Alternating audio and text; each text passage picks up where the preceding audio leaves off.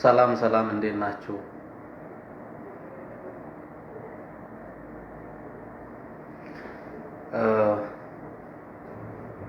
አንድ ሜሴጅ ፌስቡክ ላይ ተለጥፎ አይቼ እስቲ ለምን ሙያዊ አስተያየት አልሰጥም በሚል ነው የተገኘው። ፖስቱ ምን ይላል? አንዲት በምን ጉዳይ እንደሆነ ባላውቅም የጥብቅና አገልግሎት ፈልጋ 250,000 ብር ተጠይቃለች መሰለኝ። ለዚህም የሚሆነኝን 250,000 ብር ስለሌለኝ ኩላሊቴን እንኳን የሚገዛኝ ሰው ካለ ሸጠዋለሁ የሚል ነበር። እውነቱን ለመናገር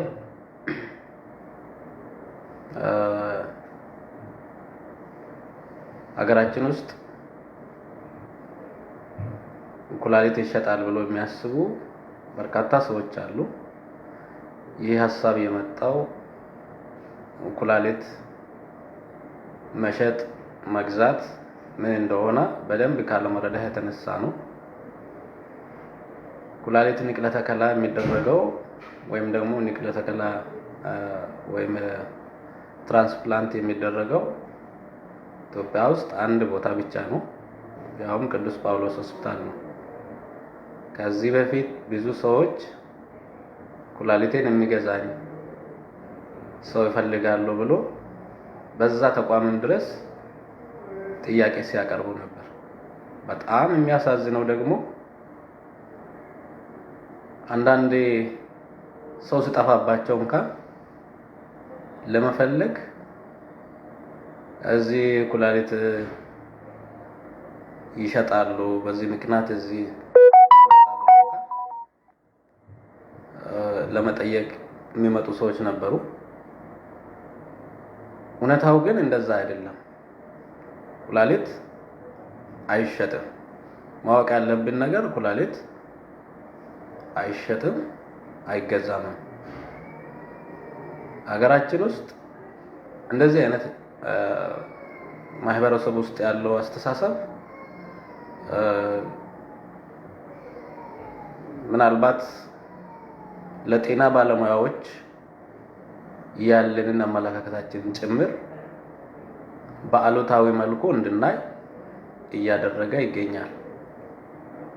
የጤና ባለሙያ ዋናው ተግባር ነፍስን ማዳን ነው እንጂ አካልን መሸጥ መለወጥ አይደለም። ያንን ሰው አካል ከአንዱ ወስዶ ለሌላው ለመስጠት አይደለም። ኩላሊት የትም ዓለም ብንሄድ በትክክለኛው ቦታውና በትክክለኛው ሰው ብቻ የሚደረግ ንቅለ ተከላ እንጂ በገበያ ላይ የሚሸጥ የአካል ክፍል አይደለም። በተጨማሪም ደግሞ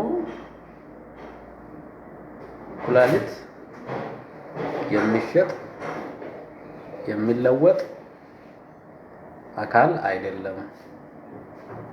የሚገዛም የሚሸጥም የለም።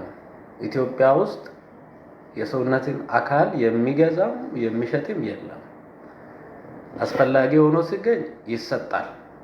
ቤተሰብ ለዘመዱ ለታመማ ለዘመዱ የሰውነት ክፍሉን ጉበት ይሁን አይን ይሁን ወይም ደግሞ ኩላሊት ይሁን ለፍላጎት ላይ ተመሰርቶ ሊሰጥ ሊለግስ ይችላል። ከዛ ባለፈ ግን የሰውነት ክፍል አይሸጥም። ይሸጣል ይገዛል እንኳን ቢባል ጥቅም ላይ አይውልም። የተገዛ የሰውነት ክፍል ከተወሰነ ሰዓታት በኋላ ጥቅም ላይ ስለማይውል ወይም ደግሞ ለሌላ ሰው ሊሆን ስለማይችል እንደዚህ አይነት ስርዓት የለም። ምናልባት ኩላሊት ንቅለ ተከላ ይደረጋል። ይሄ እንዴት ይደረጋል የሚለው እሱ ሌላ አጀንዳ ነው፣ ሌላ ሀሳብ ነው። ግን በገበያ ላይ የሰውነት ክፍል የአንድ ሰው የሰውነት አካል አይሸጥም አይገዛም። ይሄ የተሳሳተ አመለካከት ነው። አመሰግናለሁ።